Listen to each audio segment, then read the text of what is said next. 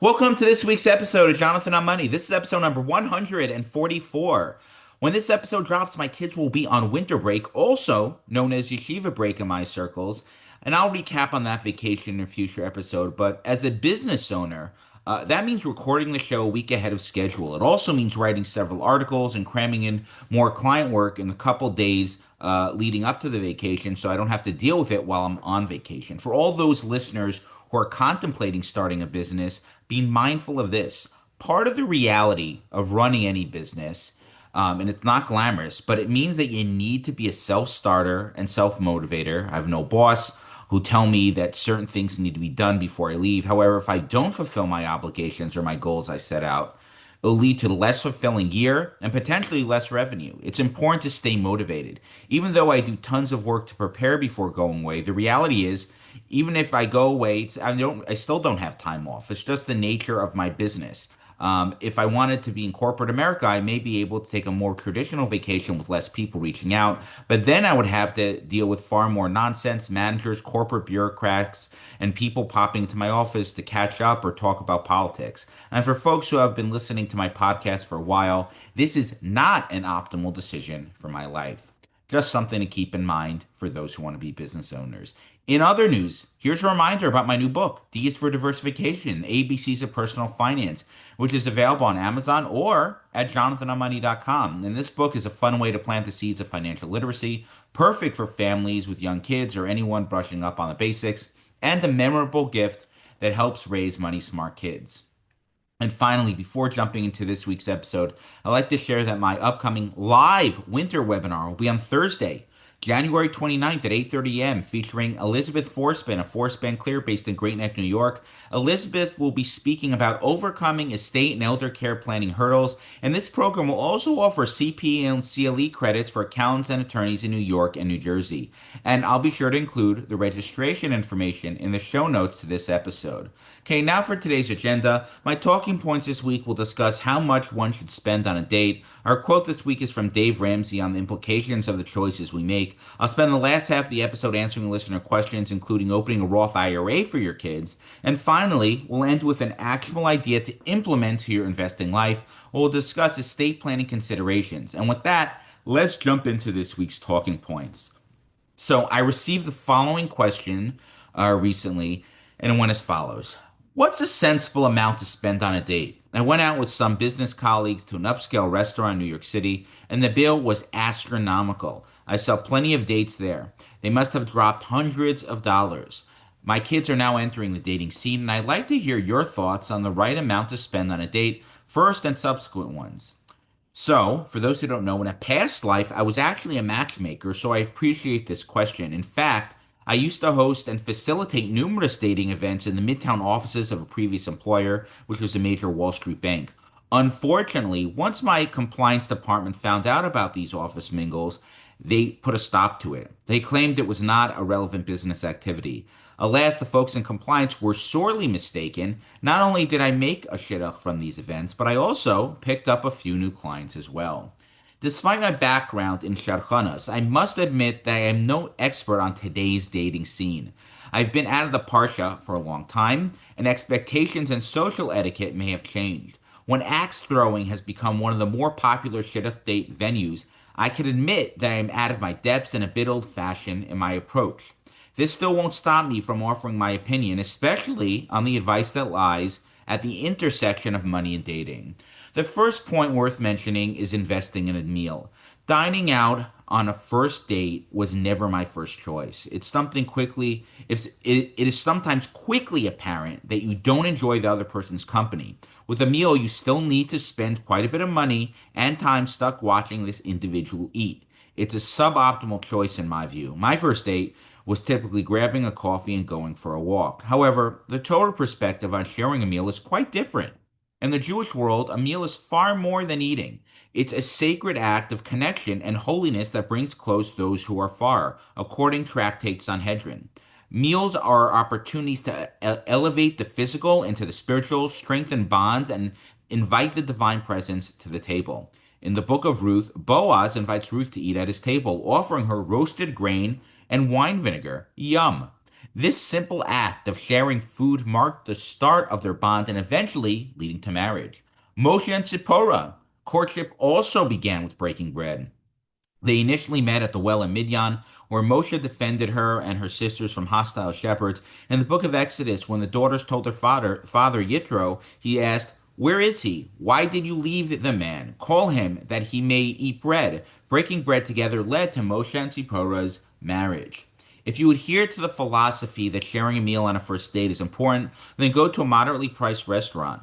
Or going for a walk, getting ice cream, or playing mini golf are all cheaper, perfectly acceptable first date activities. Investing $50 for those who can afford it on a meal at a casual restaurant may be a nice and Torah sanctioned way of getting to know somebody. It worked out for our ancestors and it certainly can still work today. Next consideration is your stage of life. One's age, stage of life, and personal finance situation should factor into where to take a date. Two 50-year-old professionals may have more financial flexibility than a Bucher and Kollel and a Madel who just graduated from seminary.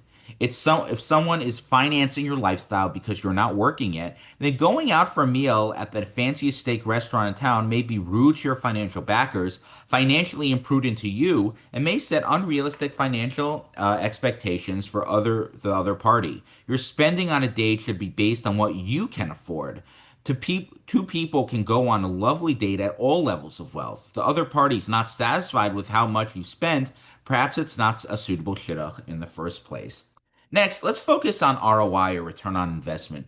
Going to a fancy steak restaurant like the one you alluded to in your question may be a bit extreme for a first date. Dropping $300 New York prices on someone that you may not want to see again may be financially imprudent and is certainly not necessary. However, there are certain points in one's life where making a big investment may make sense. A down payment on the right house or buying into a business may be a sensible financial decision that pay off meaningfully in the long run. In the dating world, if you've been going steady for a while and you both really like one another, then it may be time to graduate from bowling to Barnea or from going on walks to Wall Street Grill.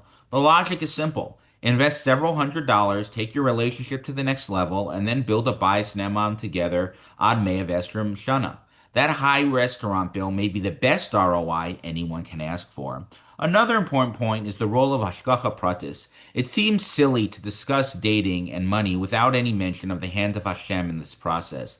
As I mentioned earlier, my typical first date was coffee. However, when I went out with my wife for the first time, I happened to be famished, as was she, and after a long day of work. So I decided to take her out to dinner at Mr. Broadway. I found out later that Lauren doesn't drink coffee. Had I gone my typical route, we would have been two hungry people meeting at a coffee shop not drinking coffee.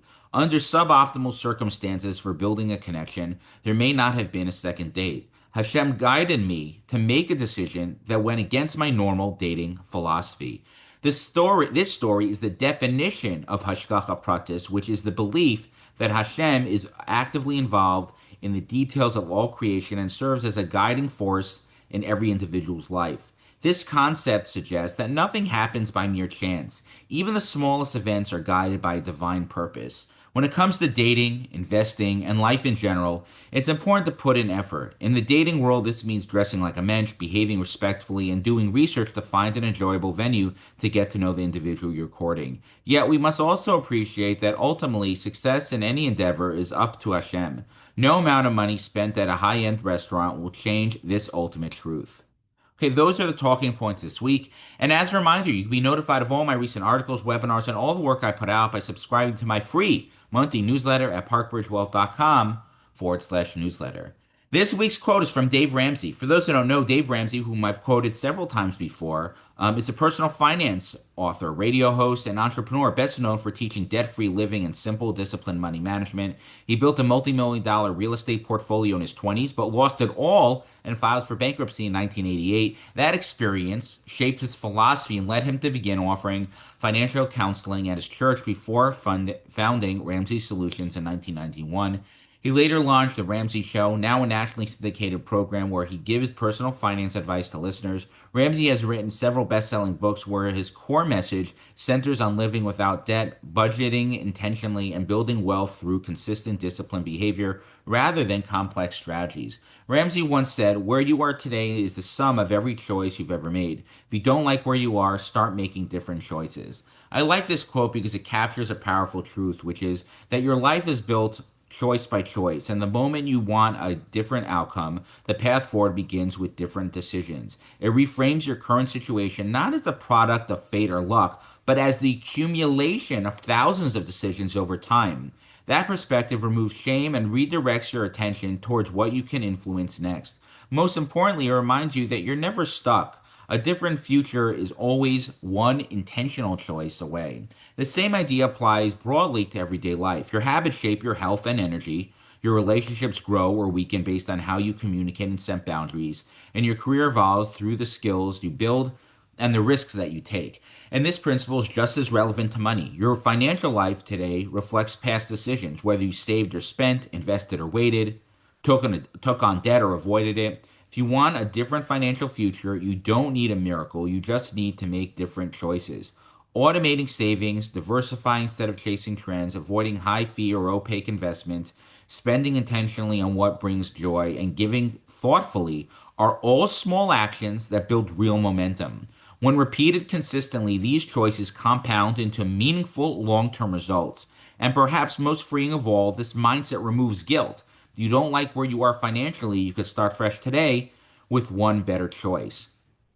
Too many people fetch about their financial situation. Things are too expensive, they can't save, and so forth.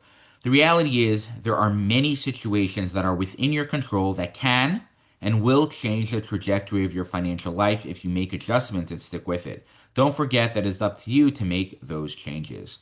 Okay, now let's jump into this week's financial decisions, financial questions. And if you do have a question, feel free to submit it to me, and it may be answered in a future episode. Okay, first question.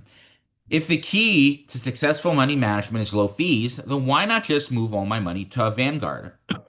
Well, for starters, Vanguard's not the cheapest place to do business. So, if your goal is to find the cheapest place, you'd have to do a bit more due diligence than regurgitating the nourish kite your broke brother-in-law or uninformed coworker told you. Next, the key to successful money management is not low fees. It's having a process in place. A process involves having a portfolio that is structured to grow, minimize risk, and is aligned with your goals. It's also imperative to coordinate your money management with other aspects of financial planning. If your estate tax, retirement, and various other parts of your plan is not in sync, then better kiss your probability of success. Bye, bye, bye. Children of the 90s will get that one. Vanguard is a fine asset management firm with some good products, but they're not the cheapest and are certainly not the answer to financial success. Next question is, when using ETFs or index fund mutual funds, do you prefer products that use CRSP, S&P, Russell, or another index provider? What is your preferred index and why? So for those who are not in the know, CRSP stands for Center for Research and Securities Prices and is affiliated with the Booth School of Business at the University of Chicago. S&P 500 for the Standard & Poor's Dow Jones Indices, which is a division of S&P Global. And Russell is FTSE Russell, which is subsidiary of London Stock Exchange Group. All these firms construct indices, which is a way to measure the performance of segments and subsegments of various markets. Most people don't realize that any investment they purchase, whether passive or active, benchmark their performance to an index that they're trying to outperform. Various investments may choose a varied group of indices and use different index providers, like one of the three the questioner referenced. There are differences in the way each index is made up. Most of the popular parts of the market will have less variation than less popular areas.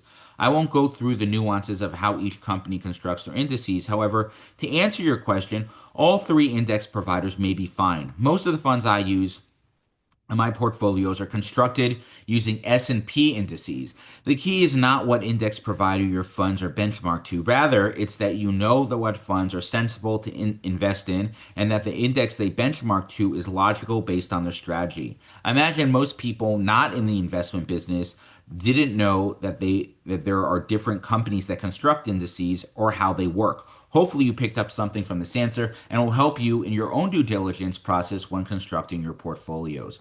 Thoughts on buffer ETFs? My advisor recommends them to limit downside risk. I've spoken about this before, but it's worth repeating. A buffer ETF is a type of exchange traded fund designed to offer downside protection while limiting upside potential over a set period, typically 1 year. The way it aims to do this is by offering downside protection or a buffer to protect against a predefined percentage of losses. For example, the first 10% of the market decline.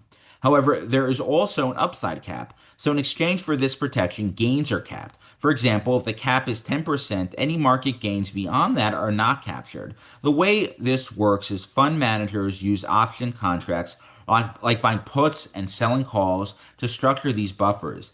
These ETFs are far more expensive than traditional market weighted ETFs. This still seems like a great deal, right? Wrong. Remember, market returns tend to be clustered, meaning they don't work on average returns. While the S&P 500 may be up around 9% annually, you can have years that it is down significantly less than that, and even more years that they're up dramatically more than that. So while you won't lose more than a certain amount, you will miss out on many of the gains in the market, which will decimate your long-term performance. The only scenario where these buffer ETFs make sense is if you want to express a short-term view and then move out of the position. However, constructing a portfolio based on short-term predictions won't work out. The only reason your advisor recommended this Drek to you is either he doesn't know what he's doing, he's a day trader, or he loves losing money. None of these three things inspire confidence.